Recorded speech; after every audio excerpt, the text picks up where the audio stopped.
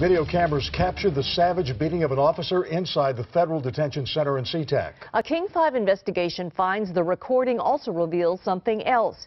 Serious problems inside the nation's federal prisons. Chris Ingalls reports how one of those problems has a quick fix that prison officials just aren't using. Early morning at the federal detention center in SeaTac. He's working by himself right now. A single corrections officer is unlocking cells so inmates can start their day. He is all alone in this unit with at least, I'd say probably around 120 inmates. He has no one else to watch his back. It's exactly the moment the two inmates at the tables have planned for. They know that it's the perfect time to take us by surprise. He's got his back turned and they jump up and start the assault. You can see him struggling to get away. I can't imagine what must have been going through his mind. Inmate Sabir Shabazz, a pimp facing federal child prostitution charges, is armed with this pipe torn from the sink in his cell.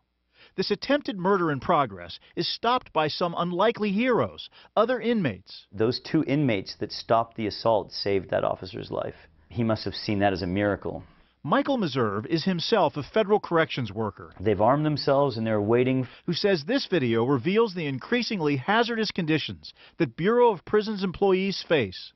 Not just the attack. Get up here, we need help now! But its aftermath.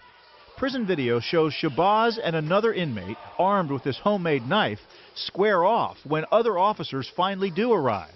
On the right-hand side now we have an officer coming up with pepper spray.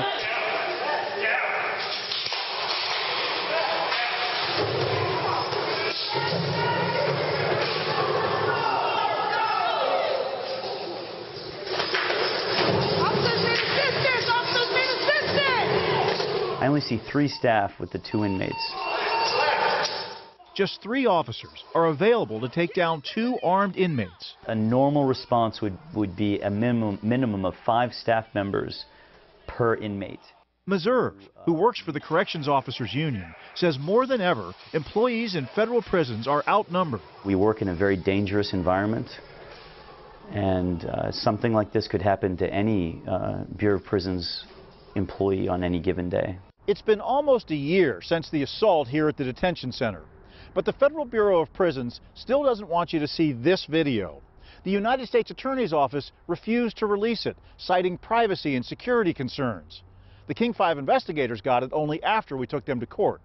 It isn't just the union that says conditions in federal prisons are deteriorating. A pair of recent reports to Congress found federal prisons are up to 55% over capacity, with nearly 250,000 inmates.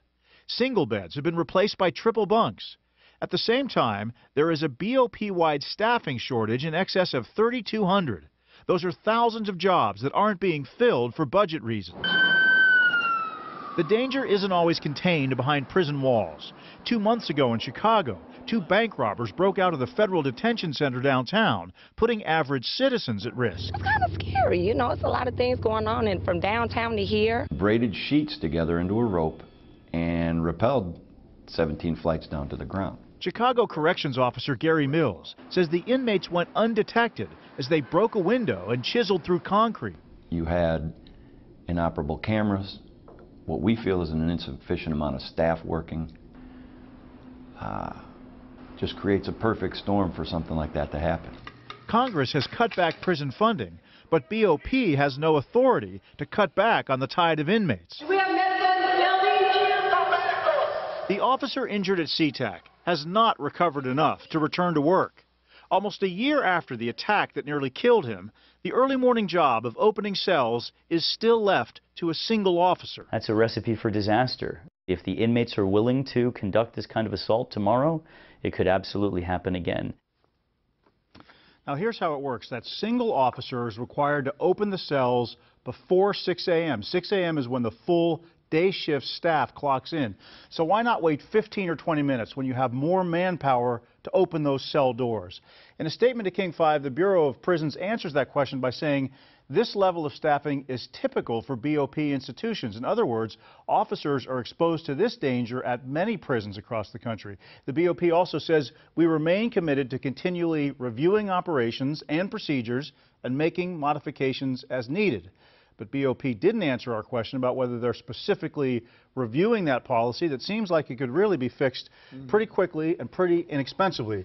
They've got a lot of complicated things they've got to deal with out there, but this seems like one thing they could fix tomorrow if they wanted to. Just wait 15 minutes until the full shift's on. Right.